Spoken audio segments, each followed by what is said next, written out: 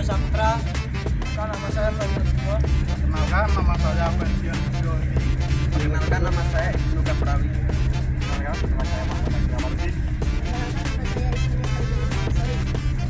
Halo kawan-kawan, setelah kita memperkenalkan diri, kita akan mempresentasikan tentang bahayanya salah satu kejahatan cybercrime, yaitu phishing dan cara mencegahnya.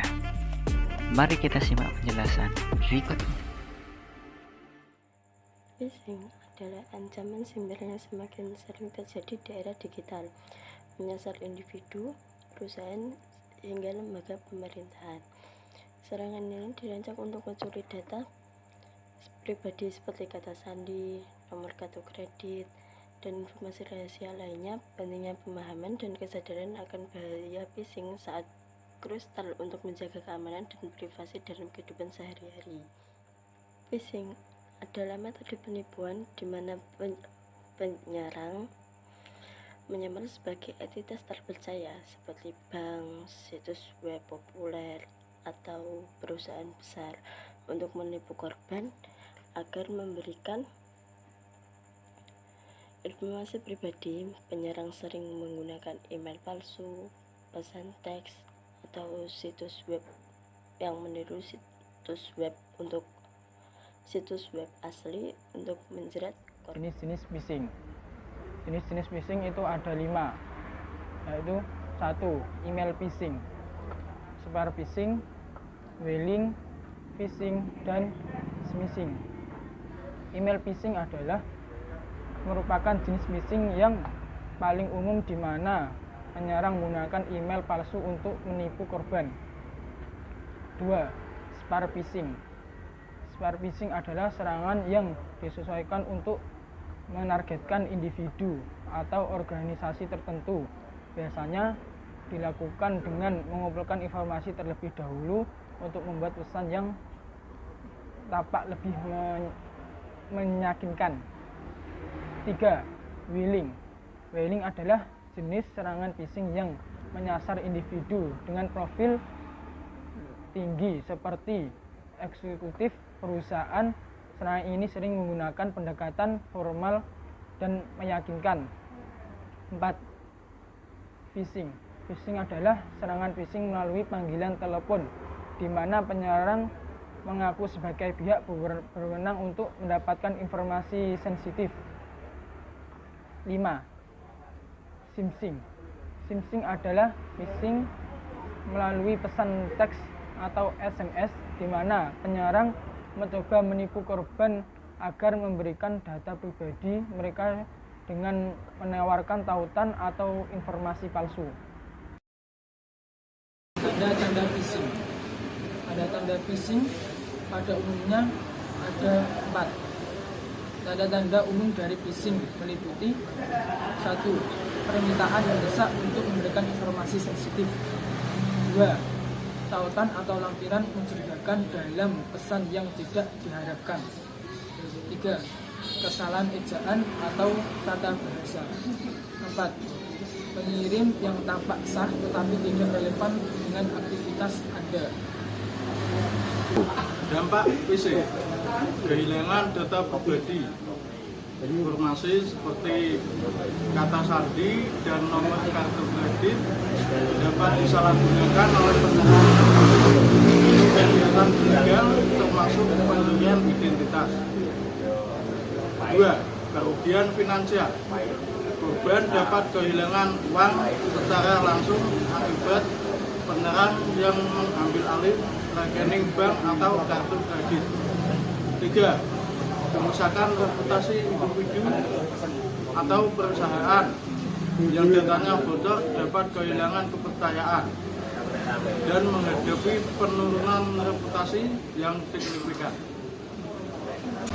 Contoh kasus nyata, pada tahun 2016 Google dan Facebook menjadi korban penipuan besar yang dilakukan oleh seorang peretas melalui skema rekayasa sosial yang sangat cerdik. Dalam kejadian ini, kedua raksasa teknologi kehilangan sekitar $100 juta karena serangan faktur palsu yang diajukan oleh seorang pria bernama Osvaldo Rimas Suskas, seorang warga negara Lithuania. 2. Modus operasi penipuan. Modus operasi penipuan menggunakan teknik yang dikenal sebagai business email, komise atau BEC, atau penipuan email bisnis. Dia membuat sebuah perusahaan palsu yang menggunakan nama Quanta Computer, sebuah perusahaan asal Taiwan yang merupakan pemasok untuk berbagai perusahaan teknologi besar, termasuk Google dan Facebook. Dengan meniru identitas perusahaan ini, ia menciptakan alamat email palsu yang tampak resmi dan digunakan berkomunikasi dengan Google dan Facebook. Implikasi dan pelajaran dalam kasus ini bahwa perusahaan besar pun rentan terhadap serangan rekayasa sosial. Kedua, perusahaan ini kemudian meningkatkan langkah-langkah keamanan mereka, termasuk penerapan autentifikasi yang lebih ketat untuk transaksi ataupun pemrosesan faktur.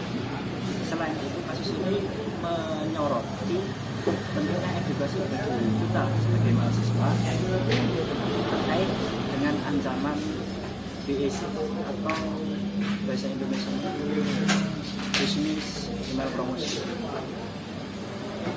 dan ancaman lainnya seperti kita bahas phishing dan penipuan lainnya yang lebih canggih.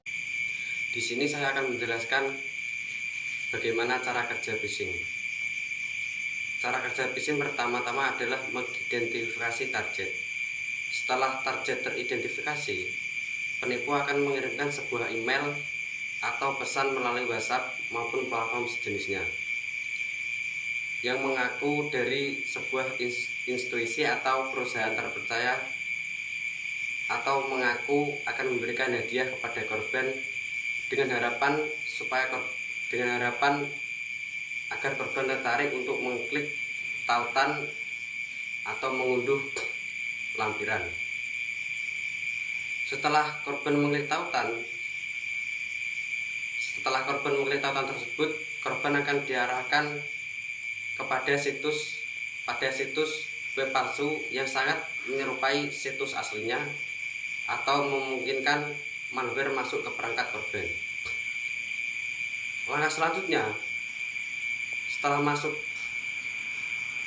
ke web palsu tersebut, korban akan diminta untuk memasukkan informasi pribadi seperti username, password, nomor kredit, ataupun informasi sensitif lainnya,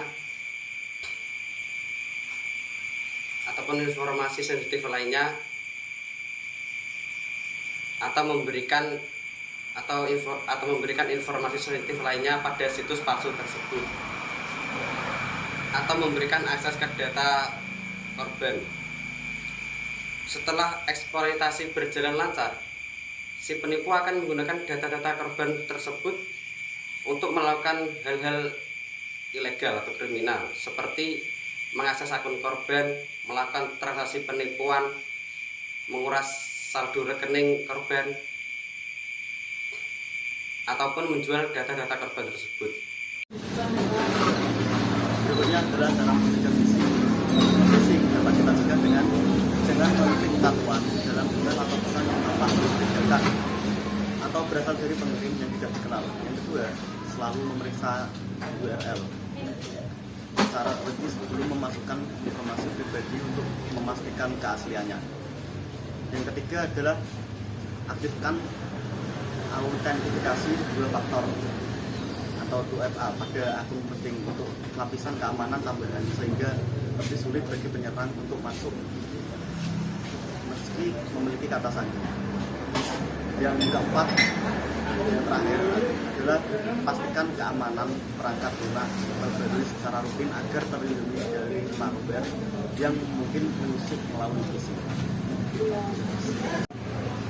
Dan selanjutnya adalah tindakan jika menjadi korban phishing. Tindakan jika menjadi korban phishing pertama adalah segera mengubah sandi semua akun yang mungkin terpengaruh untuk mencegah akses lebih lanjut oleh penyerang. Tindakan kedua, kita bisa melaporkan kejadian phishing ke otoritas terkait atau penyedia layanan agar dapat mengambil tindakan preventif dan investigasi lebih lanjut. Kesimpulan dan rekomendasi. Phishing adalah salah satu bentuk serangan cyber yang paling merusak dan sering terjadi. Untuk mengurangi resiko, penting untuk meningkatkan kesadaran, menggunakan autentifikasi 2FA, dan memastikan sistem keamanan selalu diperbarui untuk perlindungan lebih baik terhadap ancaman phishing.